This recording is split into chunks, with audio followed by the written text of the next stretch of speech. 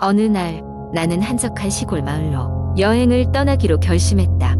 바쁜 도시 생활에서 잠깐 벗어나고 싶었기 때문이다. 그 마을은 산속 깊은 곳에 위치하고 있어서 공기도 맑고 조용한 곳으로 유명했다. 그렇게 나는 가벼운 마음으로 마을로 향하는 버스에 몸을 실었다. 도착한 마을은 정말 평화로웠다. 작은 집들이 옹기종기 모여있고 주민들은 친절하게 나를 맞았다. 나는 그곳에 있는 작은 민박집에 머물기로 했다. 민박집 주인은 70대 중반쯤 되어 보이는 할머니였는데 그녀의 친절한 미소가 무척 인상적이었다. 첫날 밤 잠이 오지 않아 나는 민박집 주변을 산책하기로 했다. 별빛이 총총히 빛나는 하늘 아래를 걷다 보니 한 낡은 폐가가 눈에 띄었다. 으스스한 분위기가 감돌았지만 호기심을 이기지 못하고 나는 그 집 근처로 다가갔다. 창문 틈으로 희미한 불빛이 새어나오는 게 아닌가. 이런 늦은 시간에 누가 있을까? 하는 의문이 들었다. 나는 더 가까이 다가가 집 안을 엿보기 시작했다. 그 순간 찬바람이 내 등 뒤로 스쳐 지나갔다. 놀란 나머지 뒤를 돌아봤지만 어둠 속에서는 아무것도 보이지 않았다. 괜히 겁이 나서 나는 서둘러 민박집으로 돌아왔다. 다음 날 아침 호기심을 이기지 못해 민박집 할머니에게 폐가에 관해 물었다. 할머니는 잠시 말이 없더니 조심스럽게 말을 꺼냈다. 그 집 말인가? 옛날에는 아주 예쁜 집이었지. 그런데 몇 년 전에 사고가 있었어. 할머니의 이야기에 따르면 그 집에는 한 가족이 살았는데요는 날 갑작스러운 화재로 가족이 목숨을 잃었다고 했다. 이후로 그 집은 아무도 손대지 않은 채 그대로 남아 있었다고 했다. 마을 주민들은 그 집이 저주받았다고 믿으며 아무도 가까이 하지 않았다. 불길한 기운에 나는 더 이상 그 집에 대해 묻지 않기로 했다. 그렇게 하루 이틀 지내던 어느 날 밤 갑자기 귀가 먹먹해지 고머리가 어지럽기 시작했다. 눈을 뜬 채로 꿈을 꾸는 듯한 기분에 휩싸였다. 그때 누군가 내 이름을 부르는 소리가 들려왔다. 여기 이리 와. 속삭임이 계속해서 귓가에 맴돌았다. 나는 무의식적으로 몸을 일으켜 집 밖으로 나갔다. 발걸음이 이끄는 대로 따라가 보니 나는 어느새 폐가 앞에 와 있었다. 그제야 내가 심상치 않은 일에 휘말리고 있음을 깨달았다. 그 집 안은 싸늘했다. 건물 내부는 예전 화재의 흔적이 가득했다. 그런데 그곳 한가운데에 하얀 옷을 입은 여자가 서 있었다. 그녀는 슬픈 눈빛으로 나를 바라보고 있었다. 순간 얼어붙은 나는 아무 말도 할 수 없었다. 도와줘요. 그녀가 말했다. 그 목소리는 애절하고 간절했다. 나는 그녀를 도와야겠다는 생각에 발걸음을 떼었지만 갑자기 모든 것이 사라졌다. 정신을 차리고 보니 나는 다시 내 방 침대에 누워 있었다.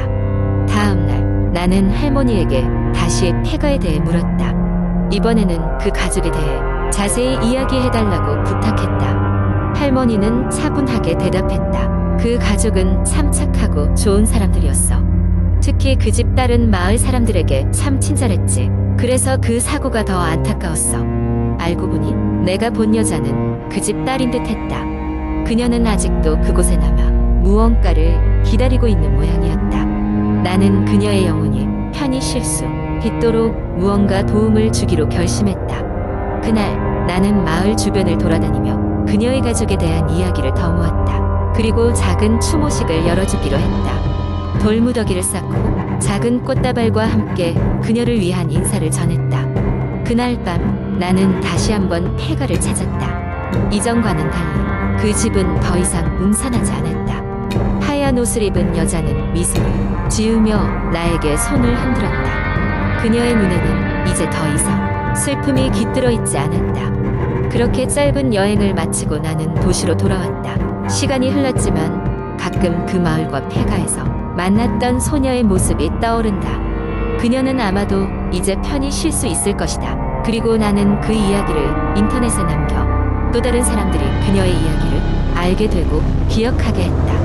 그 후로도 마을을 다시 찾은 적은 없지만 그곳에서 보냈던 며칠간의 기억은 내게 오래도록 남아 있었다. 두 번째 이야기의 한국 인터넷에서 자주 볼 수 있는 공포. 썰은 대개 실화인지 허구인지 모호한 경계선에서 독자들의 상상력을 자극합니다. 다음 이야기는 그런 공포썰 중 하나로 길게 풀어보도록 하겠습니다. 저는 대학생 때부터 학교 근처에 있는 오래된 고시원에서 혼자 살았습니다. 그 고시원은 한때 번화가에 속했지만 세월이 지나면서 점점 낮고 서서히 퇴락해가는 분위기였습니다. 특별히 다른 고시원에 비해 가격이 저렴했기 때문에 큰 망설임 없이 이곳에 들어갔습니다. 처음 이사를 갔을 때 그곳에서 나를 반겨준 것은 오래되고 바람이 새는 창문과 따뜻하긴커녕 음산한 기운이 도는 복도였습니다. 하지만 집세를 아끼기 위해서는 어쩔 수가 없었습니다. 그렇게 몇 달이 흐르고 학교 생활에도 적응하면서 고시원에서의 생활도 점차 익숙해졌습니다. 그러나 무언가가 미묘하게 불편하다고 느끼기 시작한 것은 어느 날 밤이었습니다. 새벽 2시쯤 잠에서 깼는데 복도에서 웅얼거리는 소리가 들렸습니다. 처음엔 그냥 다른 방 사람인지 알고 넘겼지만 날이 갈수록 그 소리는 점점 더 또렷하게 들려왔습니다. 웅얼거리는 소리는 점차 문 앞에서 나는 듯한 느낌이 들었습니다. 마치 무언가가 제 방을 엿보고 있는 듯한 불안한 느낌이 들었죠. 그러다 어느 날 저녁 늦게 학교 도서관에서 돌아왔을 때였습니다. 복도를 지나가다가 문득 뒷목에 소름이 돋았습니다. 무언가의 시선이 느껴졌기 때문이었습니다. 돌아보았으나 복도에는 아무것도 없었습니다. 공기 중에 섬뜩한 서늘함이 맴돌았고 그때부터는 문 앞에서 들리는 웅얼거림이 더욱 거슬려졌습니다.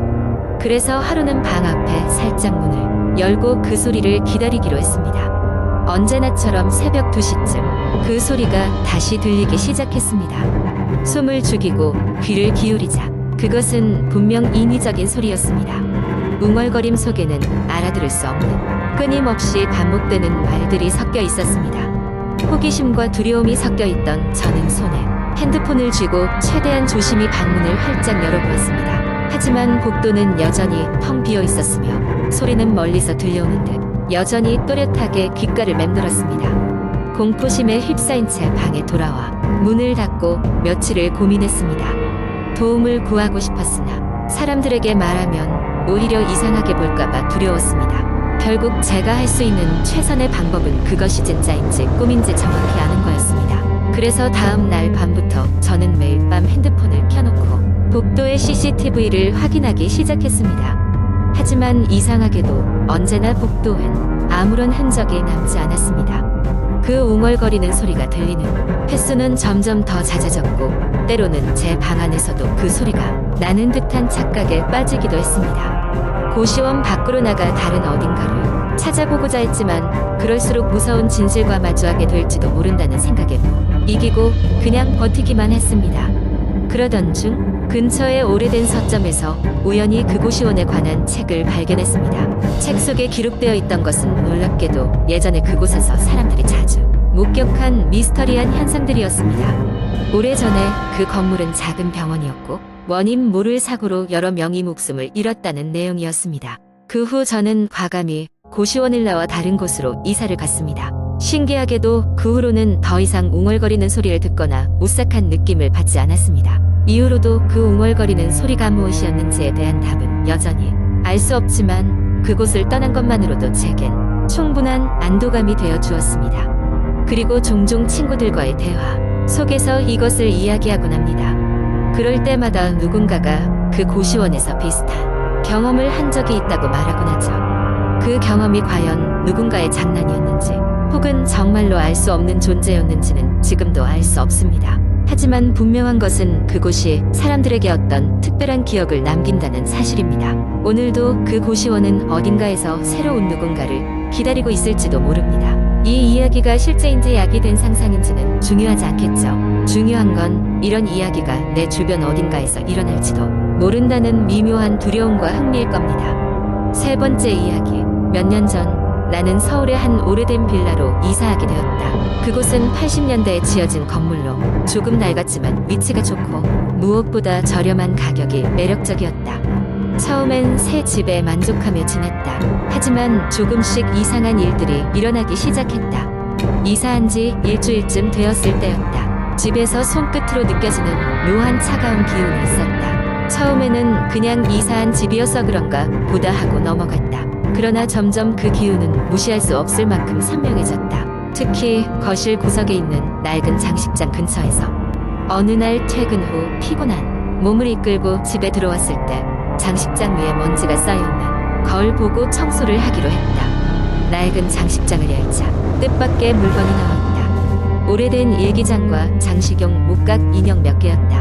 호기심이 생겨 그 일기장을 펼쳤다. 황갈색으로 변해버린 페이지에는 흐릿한 글씨로 무언가 빼곡하게 적혀 있었다. 눈에 띄는 단어는 고독, 두려움, 속삭임 그리고 마지막이었다. 도저히 이해할 수 없는 내용들이었지만 왠지 모르게 오싹한 기분이 들었다. 며칠 후 침실에서 자고 있던 중 갑자기 누군가 말하는 소리가 들려 깨어났다. 집에는 나 혼자였다는 것을 기억하고 등골이 서늘해졌다. 소리는 계속되어 거실 쪽에서 나는 것 같았다. 떨리는 손으로 거실에 불을 켜고 소리가 나는 쪽으로 다가가자 아무도 없었다. 그때 갑자기 창문 밖에서 냉기가 몰아치듯 들어왔다. 그제서야 창문이 반쯤 열린 것을 알게 되었다. 그러나 분명히 나는 창문을 잠그고 잤는데 혹시 바람 때문인가 하고 넘겼지만 그날 밤은 잠을 설치고 말았다. 그 이후로 밤이 되면 가끔씩 벽을 통과해 들려오는 듯한 속삭임 소리가 계속되었다. 마치 여러 사람들이 뒤섞여 웅성거리는 소리 같았다. 점점 그 소리는 선명해졌고 집안을 돌아다니는 듯한 이상한 느낌까지 더해졌다. 무서운 생각은 최대한 하지 않으려 했지만 매일 밤마다 마주하니 피할 수 없는 현실이 되었다. 결국 인터넷 커뮤니티에 사연을 올려 도움을 요청하기로 했다. 여러 답글 중에 한 전문가는 그 빌라의 과거를 조사해보라고 권해주었다. 그러던 중 지역 도서관의 지역사 자료실에서 오래된 신문 기사를 발견할 수 있었다. 그 빌라는 옛날에 끔찍한 사건의 무대였던 것이다. 당시 그곳에 살던 한 가족이 원인 모를 사고로 모두 목숨을 잃었고 그 사건은 미해결 사건으로 남아있다고 적혀 있었다. 특히 자녀였던 소녀가 항상 혼자 장식장에서 그림을 그리고 시간을 보냈다는 이야기까지였다. 그때의 일기장은 아마도 그 소녀의 것이었던 것 같았다. 그 이야기를 듣고 나니 등골이 오싹해지며 집에 돌아가기가 무서워졌다. 하지만 이사를 갈 수 없는 상황이었던 나는 집주인에게 이 사실을 알리고 집을 축복해줄 수 있는 누군가의 도움을 구하기로 결심했다. 다행히 집주인은 이해해 주었고 며칠 뒤 한 무속인이 집을 방문하게 되었다. 그녀는 집안 곳곳을 둘러보면서 작은 종을 울리고 기도문을 읽었다. 특히 장식장 주위에서는 좀 더 긴 시간을 보낸 후 말했다. 이곳에는 아직 떠나지 못한 영혼이 있습니다. 하지만 해를 입히려는 것은 아닙니다. 그저 누군가 자기 이야기를 들어주기를 바라는 것뿐입니다. 그것이 마지막이었다. 그 후로 집안의 이상한 소리는 사라졌다. 이렇게 나의 공포스러운 경험은 끝났지만 그 소녀의 일기장을 떠올릴 때마다 여전히 등골이 서늘해지는 것은 어쩔 수 없었다. 조용한 오후마다 나는 거실 장식장 앞에 앉아 그녀의 목소리를 내 마음속에서 한 번 더 들어보곤 했다. 결국 이 집을 떠나 다른 곳으로 이사를 갈 때가 되었는데 떠나던 날 이상하게도 그 장식장 서랍 안에 또 다른 일기장이 발견되었다. 이번에는 깨끗하고 새로운 페이지. 빈칸 위에 펜을 들어보는 순간 문득 누군가와 다시 연결되는 느낌이 들었다. 나는 조심스럽게 페이지 위에 펜을 댔다. 그날 밤 처음으로 나는 평온한 잠을 잘 수 있었다.